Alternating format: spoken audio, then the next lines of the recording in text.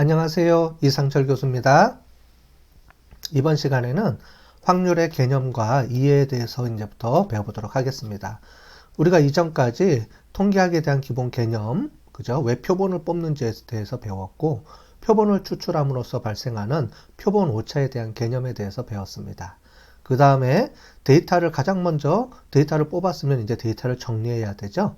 그래서 데이터를 잘 정리하는 기술 통계학적인 방법에 대해서 배웠는데 우리 범주형 자료와 수치형 자료에 따라서 차이가 나니까 그 부분에 대해서 또 배웠습니다.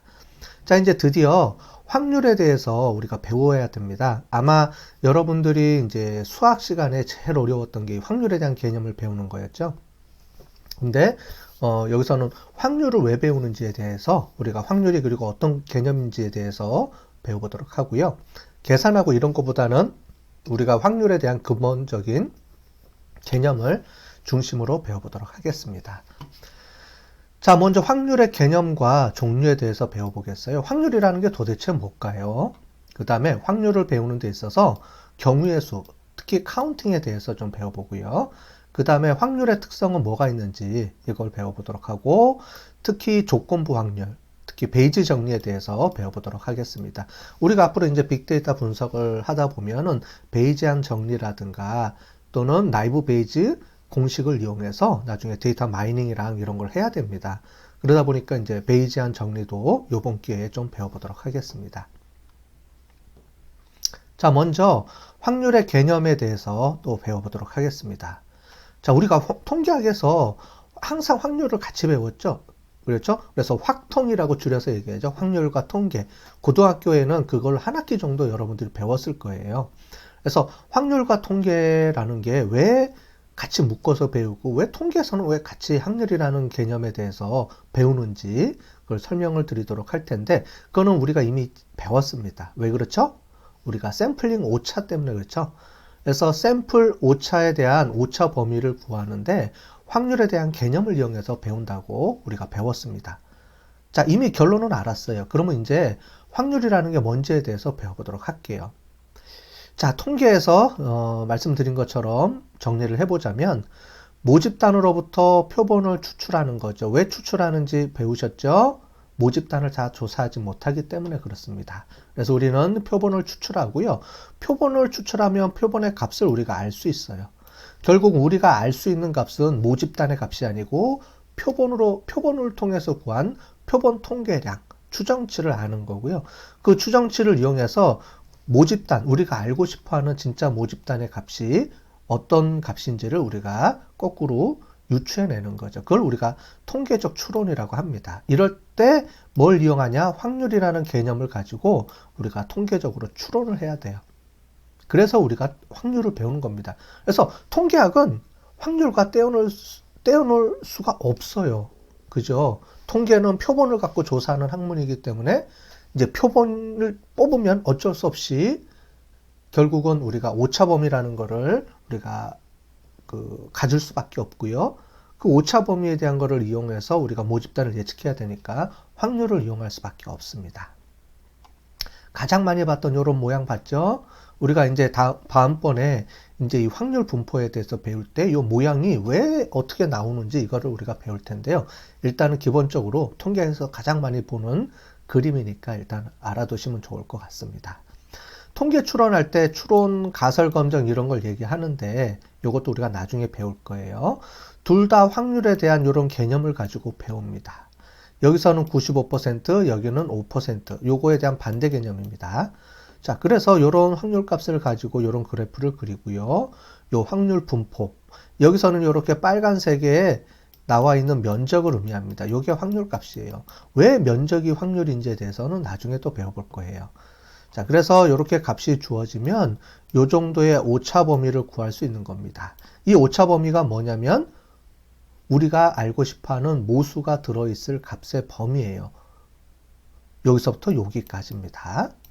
요 값이 아니고 요거는 표본을 구해서 구한 통계량의 값이고 실제로 이 값이 모집단에 우리가 알고 싶어하는 값이 아니에요. 우리가 알고 싶어하는 값은 요 범위 안에 있는 게 값입니다.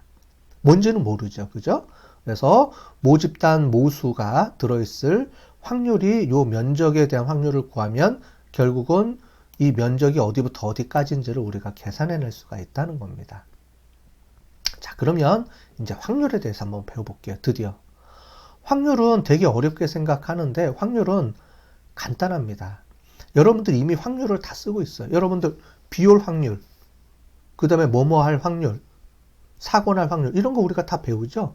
우리 이미 일상생활에서 확률이라는 거는 다 알고 써요. 그런데 우리가 확률이라는 개념이 뭐냐고 물어보면 되게 헷갈린다고 얘기를 하죠. 그거는 뭐냐면 수학 시간에 막 계산하는 걸 주로 배웠기 때문에 그렇습니다. 자, 확률은 뭐냐면 가능성이에요. 가능성. 가능성은 뭐냐면 우리가 퍼센테이지라고 얘기를 하죠. 그죠? 그래서 어떤 비슷한 현상이 반복해서 일어날 경우에 그 가능성을 0에서 1 사이의 값으로 표시를 하는 거죠. 그죠? 우리가 퍼센테이지는 소수점 100단위까지를 우리가 퍼센트로 표시하죠. 비올 확률이 5%다 그러면 아마 다들 아실 거예요. 오늘은 비올 확률이 극히 드물겠네. 비가 올 확률이 적으니까 비가 거의 안 올 거야. 이렇게 얘기를 하죠. 그 다음에 비올 확률이 90%다 그러면 오늘은 꼭 비가 오겠네. 거의 비가 오겠네. 이렇게 우리가 예측을 하죠. 이미 우리는 실생활에서 확률을 배웠어요. 그럼 결국은 뭐냐면 비올 확률이 90%다라는 거는 뭐냐면은 만약에 오늘 100번이 오늘 반복되면 그 중에 95번은 비가 오고 5번만 비가 안 올 확률이에요. 비가 올 확률이 더 크다는 거죠. 그런 개념이에요. 그건 가능성이에요. 가능성. 100% 비가 온다는 게 아니고 비가 올 가능성을 얘기합니다. 자, 그래서 확률은 계산하는 게 뭐냐면 전체 값 중에 그 다음에 그 사건이 일어날 개수를 얘기합니다. 그죠? 그래서 표본 공간이라는 게 뭐냐? 전체 개수예요. 그죠? 그리고 A라는 걸 우리가 사건, 그 관심 있는 대상이 관심이 있는 개수가 일어날 그 사건을 얘기합니다. 그 부분을 얘기합니다. 보통 표본에서 수학적으로는 P라는 값을 써요. P, 확률이라는 값을 쓰는데 P하고 가로 열고 그 사건을 이렇게 표시해 줍니다. 그래서 A라는 사건이 일어날 확률은 전체 사건이 일어날 확률 중에 그 사건의 개수가 몇 개냐 이렇게 해서 이렇게 표시를 하고요. 퍼센테이지로 표시를 합니다. 왜냐하면 S가 전체 개수이기 때문에 1을 넘어갈 수는 없죠. 당연히. 그래서 이렇게 표시를 해요. 자, 그러면 표본 공간이라는 게 중요하죠. 그러면 전체라는 걸 어떤 걸로 개념을 우리가 볼 것이냐 이겁니다. 표본 공간은 모든 값이 다 포함되어 있는 값이에요. 모든 값. 그리고 몸무게다 그러면 몸무게는 어떻게 돼요? 0에서 무한대 값이 몸무게죠. 우리는 몸무게가 0.1부터 시작해서 무한대 값을 가질 수가 있잖아요. 그죠?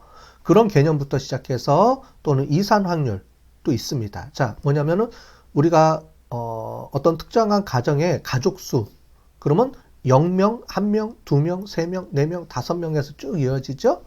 이런 식으로 디스크리트하게 우리가 나오는 것도 있고요. 다양합니다.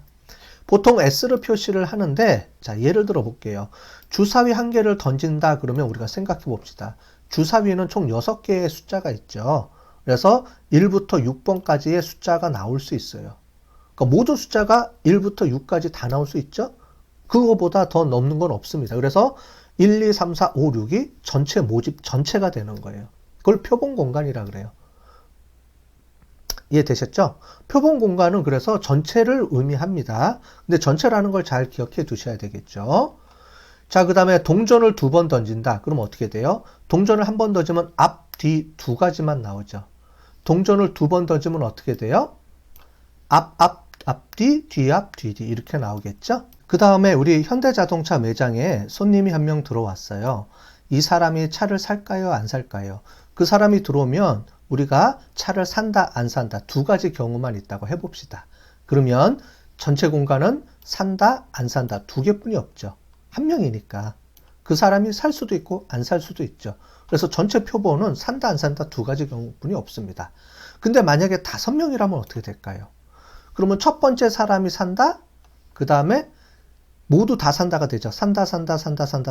그 다음에 산다. 첫 번째 사람은 사고, 두 번째, 세 번째, 네 번째까지 사고, 다섯 번째는 안 산다. 이렇게 될 수도 있고요. 첫 번째가 안 산다. 그 다음에 비구매, 구매 이렇게 되겠죠.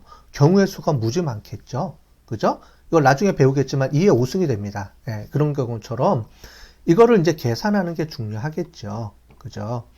그 다음에 홈플러스 고객의 지불 방식. 그래서 네 가지가 있어요. 한 명일 때. 자, 그러면 100명일 때는 지불 방식이 어떻게 될까요? 첫 번째 사람이 네 가지가 나오겠죠? 두 번째 사람도 네 가지가 나오겠죠? 세 번째 사람도 네 가지가 나와요. 머리 아프겠네요. 그죠? 이제부터 머리가 아프겠죠? 이거를 다 일일이 계산할 수가 없겠죠. 그래서 이렇게 계산하는 방식을 통계학자들이 어떤 규칙을 가지고 만들었어요. 해보니까 어떤 규칙이 있네요? 라는 걸 발견을 했습니다. 그 규칙을 나중에 배워볼 겁니다. 결국은 우리가 확률에서는 중요한 건 이제 카운팅의 개념이 중요하거든요. 요 다음번이 카운팅에 대한 얘기가 나올 겁니다. 그때 또 자세하게 설명을 해보도록 하겠습니다. 자, 그 다음에 모든 표본 공간을 우리가 알 수 있으면 그 표본에서 어떤 사건이 나올 수 있는 그 사건이겠죠. 그죠? 이 사건이 우리가 관심 있는 게 되겠습니다. 그 사건을 우리가 부분집합이라 그래요. 우리가 관심 있는 거. 그래서 확률은 크게 전체가 뭐냐? 이거를 우리가 잘 알아야 되고요. 그 다음에 그 중에서 내가 관심 있는 게 뭐냐? 이거를 잘 카운팅을 해야 되겠죠. 계산을 해야 되겠죠. 결국 그 두 가지를 알면 어떻게 돼요? 우리는 그거에 대한 나누기, 퍼센테이지를 이용해서 전체분의 우리가 알고 싶어하는 사건이 일어나는 개수를 가지고 퍼센테이지를 구하고요. 그거를 우리가 확률이라고 합니다. 이미 우리가 표를 만들었으면 이미 확률이라는 걸 다 배운 거예요. 표에 전체 데이터 개수 n을 구할 수 있죠. 다 더하면 데이터 n이죠. 그 다음에 내가 원하는 부분의 개수가 우리가 퍼센테이지로 구합니다. 우리가 비율을 구해요. 결국 이 비율이 확률이라는 개념이에요. 이미 우리는 다 알고 있는데 확률이라 그러면 되게 어렵게 생각을 한다는 거죠. 자, 그래서 이제 확률은 쉽다. 이렇게 이해를 하시고 접근하시면 되겠습니다. 자, 그래서 주사위 한 개를 던졌다. 라는 건 우리가 전체 데이터 개수를 알 수가 있죠. 아까 전에 봤죠. 1, 2, 3, 4, 5, 6이 전체에 나올 수 있는 큰 전체 집합. 그 다음에 내가 관심 있는 거는 홀수가 관심 있어요. 그럼 홀수가 사건이 되는 거죠. 그러면 홀수는 1, 3, 5, 3개가 나오죠. 그죠? 그런 겁니다. 사건은 우리가 관심 있는 개수예요. 다른 게 없습니다. 동전을 두 번 던졌을 때 모두 앞면이 나오는 경우는 하나죠. 앞면. 그죠? 그 다음에 현대자동차 매장에서 손님이 3명 들어왔을 때 한 명이 차를 살 경우는 어떻게 돼요? 산다, 안 산다, 안 산다, 안 산다, 산다, 안 산다, 안 산다, 안 산다, 안 산다. 이 세 가지가 있겠네요. 그죠? 이 이외에는 경우의 수가 없죠. 이런 거를 다 계산해서 우리가 확률을 계산합니다. 자, 아까 전에 전체를 우리가 배웠고요. 두 번째 내가 관심 있는 걸 사건이라고 해서 배웠습니다. 자, 그러면 확률은 어떻게 될까요? 확률은 이렇게 계산이 됩니다. 전체 아까 전에 봤죠? 그래서 전체를 S라고 부르고요. 그래서 총 6개가 나옵니다. 그 다음에 내가 관심 있는 거는 홀수니까 3번 나왔죠. 그럼 확률은 어떻게 계산돼요? P의 A라고 이렇게 표시를 하고요. 요 A가 우리가 홀수라는 개념입니다. 그러면 전체, 이게 N이니까 개수를 의미하죠. 전체 개수가 6개고요. 전체 나올 수 있는 모든 가능성은 6개고요. 그 중에 A가 나올 수 있는 모든 가능성은 3개입니다. 자, 그러니까 당연히 6개 분의 3개니까 0.5가 되는 거죠. 우리가 이미 상식으로 알고 있는 건데 그거를 이렇게 증명한 겁니다.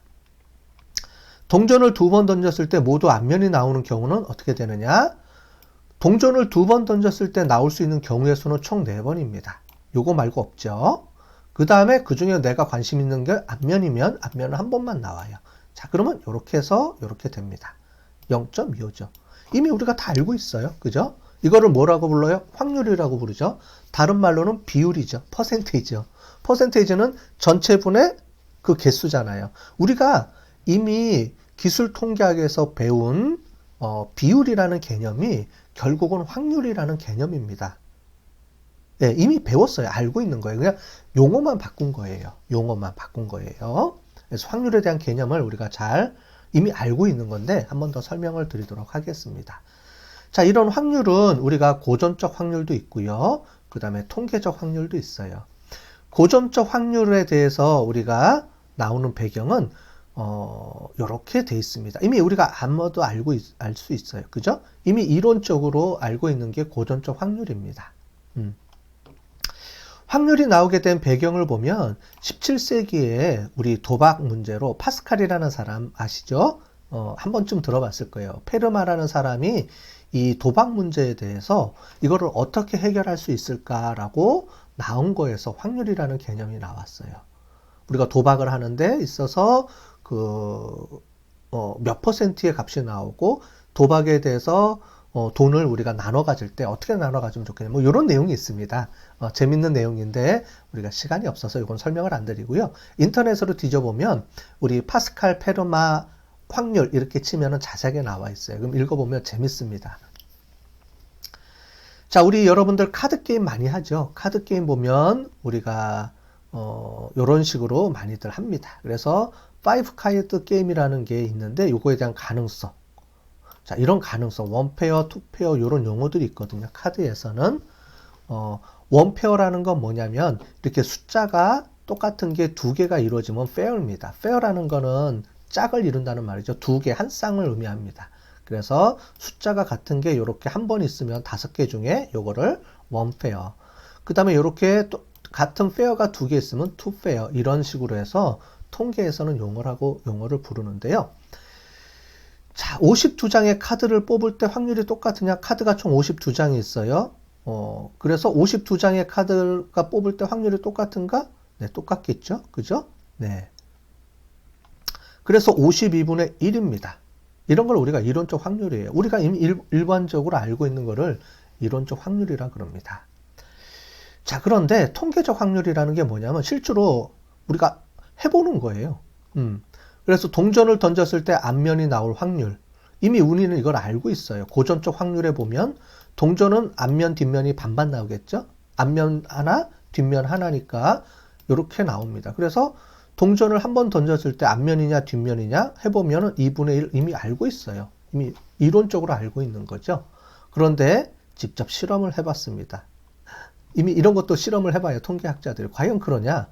쭉 해봤더니 어떻게 돼요? 이렇게 나오죠. 그래서 제가 한번 50번 던졌더니 앞면이 29번 나왔어요. 그 다음에 쭉쭉쭉쭉 던져봤더니 이렇게 나오는데 잘 보시면 점점 어떻게 돼요? 우리가 알고 있는 이 고전적 확률로 우리가 수렴해갔죠. 이거를 통계 수학에서는 수렴한다 그럽니다. 뭐냐면은 우리가 알고 있는 이론적 확률로 점점 가요. 대신에 무수히 많이 반복했을 경우죠. 그래서 통계에서는 이렇게 얘기를 합니다. 실험을 무한히 반복한다면 계속 반복하면 결국은 우리가 이렇게 뭐냐면 우리가 알고 있는 이론적으로 간다는 거예요. 그거를 모집단으로 수렴한다라는 개념으로 또 우리가 이해할 수가 있습니다. 결국 뭐냐면 실험을 무한히 반복한다라는 의미는 뭐냐면은 표본, 우리가 구하는 표본이 무한히 커지면 결국 모집단으로 우리가 알 수 있다는 거죠. 그럼 표본을 많이 뽑으면 많이 뽑을수록 좋겠네요. 맞습니다.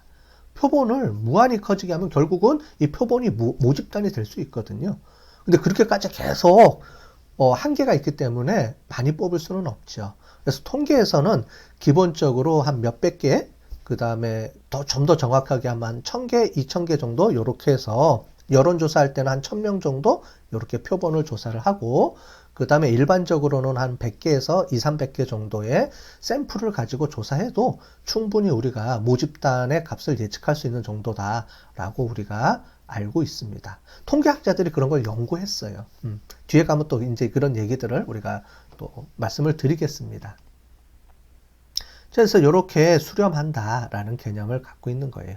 결국 근데 우리는 표본의 특성을 구하는 게 아니죠. 그죠? 모집단의 특성을 구하는 거죠. 네. 그런데 표본을 많이 하면 많이 할수록 결국은 모집단의 특성을 알 수 있다. 이렇게 이걸로도 우리가 알 수가 있는 거예요. 표본의 수에 따라서 아까 조금 전에 보신 것처럼 비율이 계속 바뀌지만은 최종적으로는 2분의 1로 수렴합니다. 그죠? 그래서 통계적으로, 그러니까 이런 것들을 우리가 실제로 곧 이론, 우리가 말하는 이론적 확률이 과연 맞는지를 이렇게 통계학자들은 계속 연구하고 실험하고 반복해서 그를 증명합니다.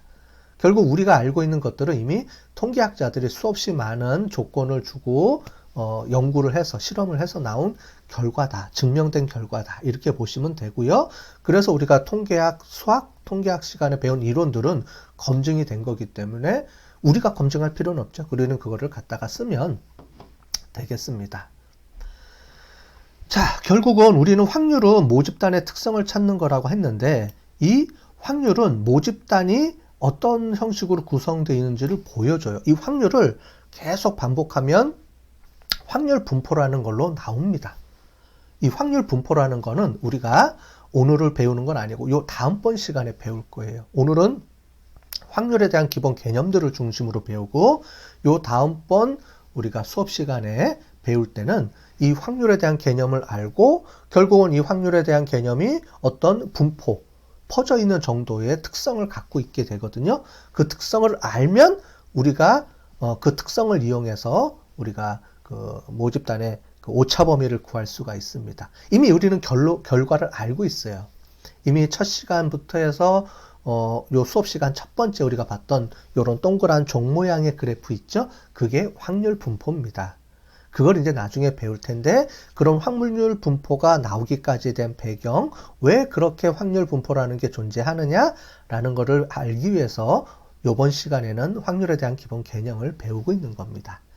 자, 확률은 정리를 해드리면 뭔지 다시 한번 정리를 해드리면 확률은 모든 것이 나올 수 있는 경우의 수 중에 내가 관심이 있는 사건이 나타나는 경우의 수를 이렇게 분모 분자로 해서 계산하는 거다라고 알 수 있고요. 결국 그건 뭘 계산하는 거냐면 가능성. 그죠? 가능성이에요. 가능성. 가능성을 우리는 퍼센테이지로 나타내고 확률은 곧 가능성, 가능성은 퍼센테이지 이렇게 이해를 하시면 되겠습니다. 자, 그러면 이런 가능성을 어떻게 계산을 해야 되겠죠. 그 계산하는 걸 우리가 카운팅이라고 하는데 이 카운팅에 대해서 이제 또 배워보도록 하겠습니다.